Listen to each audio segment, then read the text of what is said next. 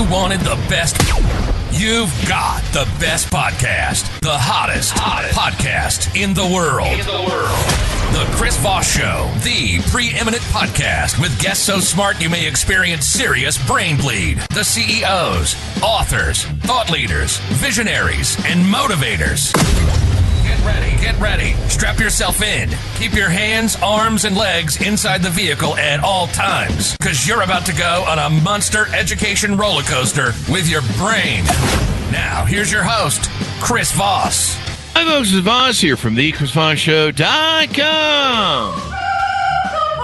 Ladies and gentlemen, they're listening to That Makes It Official. Welcome to 16 years and over 2,400 episodes of the Chris Voss Show. And this month, August 25, we turned 17. What can you say about that? I don't know. I can't feel my legs anymore. Anyway, guys, go to goodreads.com/Chris Voss, LinkedIn.com/Chris Voss. Chris Voss, one on the TikTok, and all those crazy places on the interwebs. Opinions expressed by guests on the podcast are solely their own and do not necessarily reflect the opinions of the host or the Chris Voss Show. Some guests of the show may buy advertising on the podcast, but it is not an endorsement or review of any kind. Today we have an amazing young man on the show. We're going to be talking with him about his new book that is out August 5th, 2025, called Mere Spirituality. Joshua Spatha joins us on the show with us today. We're going to be talking to his insights and his experience of life and how you can utilize it to make your life better, or else. I don't know what the or else means. I just made that up, folks. Joshua majored in anthropology with a minor in Old Testament studies before he began serving in full-time missions in 2006, traveling primarily in the Middle East and Asia. As an ordained minister and a student of history and missiology. Am I pronouncing that right, Joshua? I learn new terms every day here. He led a collegiate level discipleship and missions training programs with a Youth with the Mission, YWAM. He served as leadership on several ministries and is currently preparing to move long-term to Central Asia. He's married to a Singaporean and is the proud father of 3 multicultural boys with a passion for discipleship, training, and equipping. Am I reading that right? Equipping. He speaks, teaches, and writes frequently with his book, Mere Spirituality, the Rational Embrace of the Supernatural in the Crisis of Our Age, available wherever fine books are sold. Welcome to the show, Joshua. How are you? Good. Yeah. Good. So give us your .coms. Where do you want people to find you on the interwebs and get to know you better? Yeah, M Perspective. M is in mother. mperspective.org is the best place to get in touch with me. Now I notice, I guess I see it here. Mere Spirituality, A Rational Embrace of the Supernatural in the Crisis of Our Age is the title of the book. Looks like Amazon needs to get the full subtitle in there. So give us a 30,000 overview of what's inside the new book. Yeah, it started as kind of a research project, if you will. There was a video series that I did a few years ago, just looking at kind of the overarching story of Western civilization and kind of where we were at in kind of the cycles of history. When that kind of sparked, studying with a few other guys, a very, I wouldn't say apocalyptic, but definitely a very sobering view of where we are in Western society right now. And that was kind of where I thought I was going to leave it. And then this book idea came along. So this is a bit of the antidote, if you will, to the crisis. What is the crisis you see? How do you define what this issue is in modern Western worldview civilization? Yeah, well, there's a lot of different sociologists and historians who have documented different cycles within societies, within civilizations, whether it be their overarching life cycle. Sir John Glubb wrote a book on that, kind of outlining 7 stages of civilization, with the 6th being decadence, and then the 7th being collapse. And another prominent one, a lot of listeners have probably at least heard of some concepts from is Strauss and Howe. They wrote several books on kind of a 4-stage societal cycle that happens in every society. And people may not have heard of them, but they've probably heard of some terms that they coined. They coined the term millennial. And so their study was of generations and of societal cycles, and several others. We kind of put all of these cycles together and looked at the interplay of them and realized that Western society is not in a good place right now. Yeah. Well, we're seeing a lot of interesting things. We're seeing a decline in marriages, decline in families, decline in children. And, on the face of it, people may say, so what? If your society or your country is not growing, I think it's a 1.2 ratio of new births to people passing away and cycling out. You're not a growing, healthy society. You have to be a growing society to be healthy.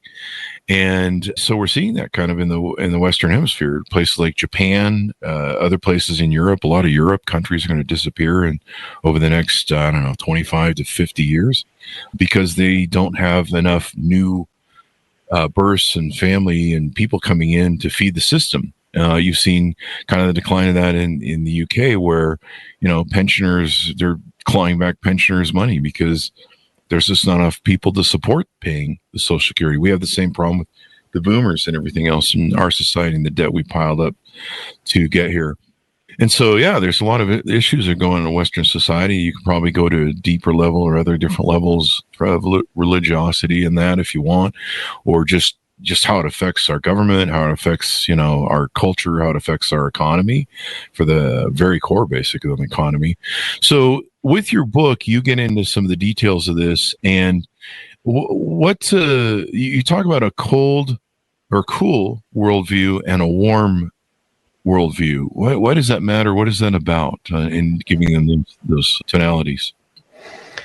Yeah, so any society or culture, civilization is going to be an amalgamation of the people that constitute it, and there's interplay back and forth between the individual and the society, obviously. But ultimately, humans are kind of hardwired either right or left brain, so they're going to be more abstract or concrete, going to be more, artistic or engineering focused, more emotional or more rationally wired. And so when you get a bunch of those people together, they start to form a kind of a societal or cultural norm. And then the culture itself kind of emphasizes or pressures, if you will, people to kind of conform to those rather arbitrary but amalgamated values. And so the cool kind of represents that left brain, very logical, analytical, concrete, while the warm represents that more artistic or emotional, abstract side. And Western society as a whole, I think most would agree, is far more on the cool side of that spectrum. We kind of pride ourselves on being rational Greek thinkers and very analytical, very scientifically minded, and which is fine, but there needs to be a balance there. What really kind of a strength, if you will, of the Greek thinkers were that they weren't only philosophical or only on the cool side, but they also incorporated spirituality into their thinking, into their culture. And as we have kind of strayed from that, as I put forth in the book, kind of as a product or a reaction, if you will, since the period of the Enlightenment, we've strayed further and further, skewed more and more into the cool side of the spectrum, and have kind of forgotten about or even ostracized the right side. And our society has suffered as a result. Now, with the book, you have a concept of three major lenses through which we view reality. And talk to us about what those three major lenses are. Yeah, it's theology, philosophy, and science, which used to be called natural philosophy. But it's these realization of a spiritual reality, an abstract reality, and a physical reality, and how we understand each of those or accept or reject those different realities is going to then create our own worldview. And we can come into that worldview, create that worldview through different lenses, or it can be a cultural, byproduct or something that we kind of inherit from our parents or our society. And we can wrestle with that and kind of reconfigure our worldview through those three lenses. But every worldview is going to consist of ideas, concepts, or acceptance of those three realities. Now, the thing you were mentioning before, it sounded kind of like the masculine and feminine, as it were, where it was talking about maybe logic and reason versus emotion. Is that a good analogy, or am I wrong on that? Yeah, there's going to be, I think in broad strokes, that's a safe thing to say. You might offend some people that's okay. who don't like those stereotypes. I mean, human nature is human nature. I mean, we all have masculine and feminine tendencies to us. But I mean, in the masculine, you have the logic and reason, which is the coolness, I think, that you referred to. In the feminine, you have the emotion, the art, the beauty, and that might be the warmth. Is that a good analogy, or this is your definition, so I'm trying to help you define it. That is perfectly valid. And so, we need both in this world. I mean, that's what makes the world a beautiful place, is the combination of both those two.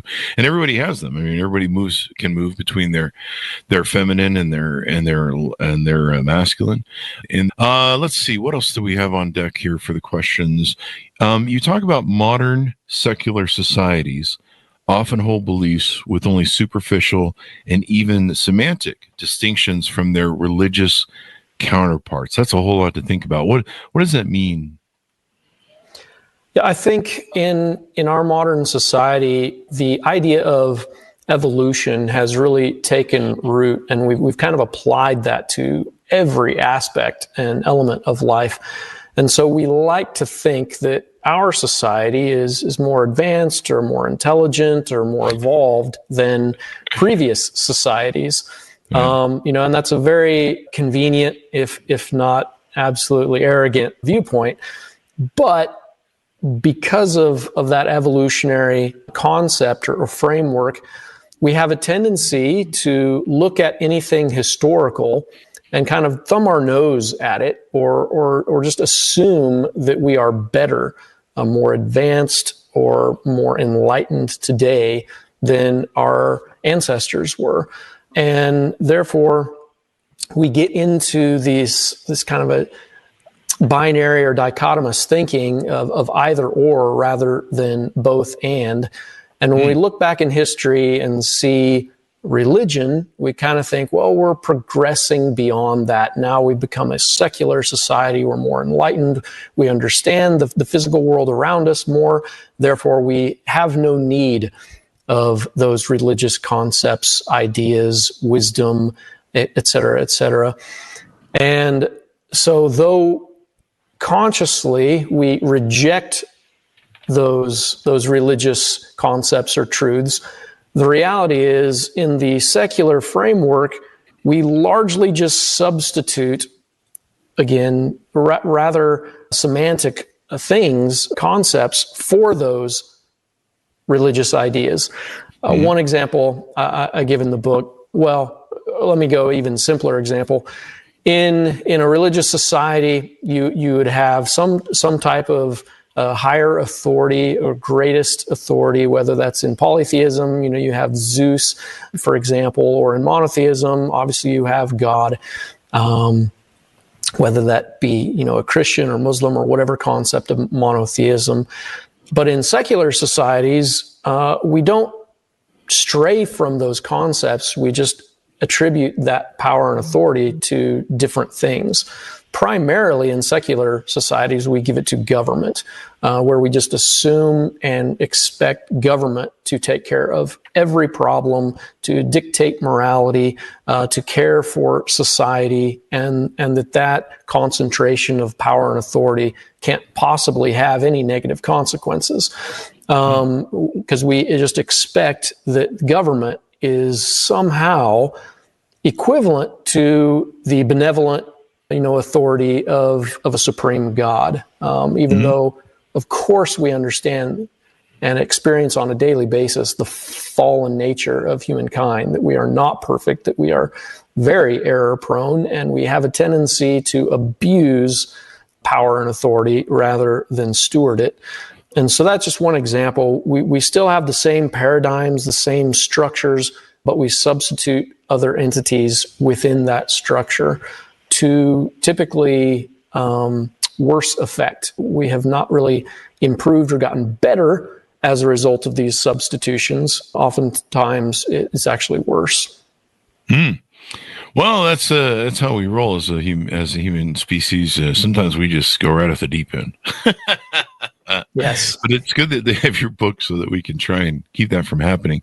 What do you think is driving this trend of making societies less religious, but not less spiritual? I guess I'm not sure how to parse that question. Well, it's the kind of the old axiom. You can take man out of religion, but not religion out of man. So what happens is, in quote unquote secular societies, people move away from organized religion. They move away from institutions, particularly in Western society, because almost above all else, we value and our independence and not in individualism. And so the idea that we have to submit to some other authority or figure or institution which can tell us what is good and what isn't, or how to live and how not to, really ruffles our feathers. And so we've moved away from organized religion, or at least the past several decades. Surveys would show that there's been a steep decline in organized religion in Western society. And the thought was that people would be moving away from the church or whether it be Judaism or Islam or Christianity, whatever, moving away from the institution of a religion and into atheism or secularism. And there was a little blip on the radar. The new atheist movement did gain some steam there for a little while, but even that has largely collapsed here recently, with prominent leaders within that movement saying it's essentially dead. And so what we saw alongside that movement in the polls, in surveys, was the people moving out of organized religion, but not moving largely into atheism or even agnosticism, but moving into a very nebulous category called spiritual but not religious by pollsters. And so what we saw were people were dissatisfied or disaffected or skeptical of organized religion, but they were not at all convinced that spirituality was not a thing, that the physical realm was all that existed. And therefore, they just moved into kind of an a la carte version of religion where they could dictate the terms and the ethics and morality and the do's and don'ts themselves, rather than having to rely on another authority to tell them. So you hope in your book to focus people on spirituality and as opposed to some of the dictates of formalized religion. Is that a good assessment? Well, I think formalized religion, depending on which one you're looking at and what variety you're practicing, is an overall net benefit in that as we have moved into this very independent, individualized expression of spirituality, what we've lost in that is all of the wisdom that has been gained over millennia of human existence. It's kind of like handing your toddler, the keys to the car and expecting them to drive well. It's not very logical. So we should not be rejecting the wisdom of our elders. We should not be rejecting the gained and accumulated wisdom over millennia of human existence. And that does mean that we actually need to honor and investigate previous revelation, if you will, or previous experiences of people who have spent their lives, in service to and investigating these truth claims. So the book is not at all, hoping that we just move into this very nebulous category of everybody just do whatever they want as long as you call it spiritual. It's really reinvestigating ancient spiritual disciplines, why they are so applicable and beneficial in our modern society, and how to re-engage in that truth. So tell us a little bit about yourself. How did you grow up? What were some of your influences? Did you grow up in religion, or what was your pathway? Yeah, I would say half and half. My mother was religious. My father was not. I wouldn't call him, anti-religious. He was an atheist. He would have more fallen in the category of agnostic, but he was not really interested in anything spiritual. My mother was, so I had a little bit of that tension growing up as a child. However, when I was very young, I kind of had a spiritual experience or encounter, which kind of set me on a course of not really questioning whether or not there was a spiritual reality or questioning whether or not there was a God. But certainly as you grow up, especially as you hit your teenage years and you're wrestling with all sorts of things, there was a season where I was investigating and trying to figure out what exactly I believed of who or what that spiritual reality was. So that then took me through, kind of my formative years, investigating a lot of different things. And then ultimately went to college studying anthropology, all sorts of culture and religious worldviews. And out of that, then ended up in foreign missions. And so what prompted you to want to write the book? What was the real motivation behind it? Yeah, well, that's an interesting story. I had absolutely no aspirations or interest in writing a book. Honestly, I was just having a quiet time one morning and really felt God put this book, the concept of this book on my heart. And I put it off. I wasn't really wanting to do it. I had a lot of other projects on my plate at the time. But when those wrapped up and I thought I was going to be launching immediately then to move overseas full time, when that didn't happen, I found myself with some free time and felt that I needed to be diligent and obedient to what I felt God put on my heart. So I did it. Honestly, not even expecting it would go anywhere, do anything. I thought I would write a manuscript and be done with it. But here we are 2 years later, and it's been published and going through all the rigmarole of publishing a book. So you gotta love it, all the promotion, all that stuff that you do. But but it's good work, and getting the stuff down. Is there any future works you're working on in books or projects? Not currently. There's still several projects, audiobook and other things that I'm doing for this book that I'm not out of the woods yet, but trying to get all that stuff done before I even think about future prospects. And on your website, is there any other services or offerings we want to promote? Anything else you do there for folks can people reach out to you, talk to you, interact with you, coach for advice, or anything like that? Yeah, there's a lot of other resources, videos, articles, etc. on the website, as well as a contact form if you so choose. I think Amazon right now is still out of stock on the book. Barnes & Nobles and Books A Million and others have it, but you can also get the book on my website, as well as some other freebies and add-ons that go with that. Looks like I was able to add it to cart, so the paperback and the Kindle should be easy to add because it's an electronic. But looks like I was able to. Oh no, it does say temporarily out of stock. I've got a microphone in front of that part. So it does, and we'll deliver when available. So there you go. So it allowed me to add to the cart. That was kind of funky. Well, Joshua, it's been wonderful to have you on. Give people your final pitch out to order the book and .coms and all that good stuff. Yeah, I think just in general, kind of the vibe, the cultural zeitgeist, if you will, the spirit of the age, is that people have become very skeptical of institutions, and rightly so. There's been a lot of abuses, both in secular and sacred spaces, institutions. So I totally understand that, but we have to be really careful to not throw the baby out with the bathwater and reject all things which came before us. And there's been recent surveys that has shown that there is a huge shift going on in our culture right now, and people are really hungry for spiritual truths. And there's been a huge shift, particularly in millennials and Gen Zers, actually back toward the church.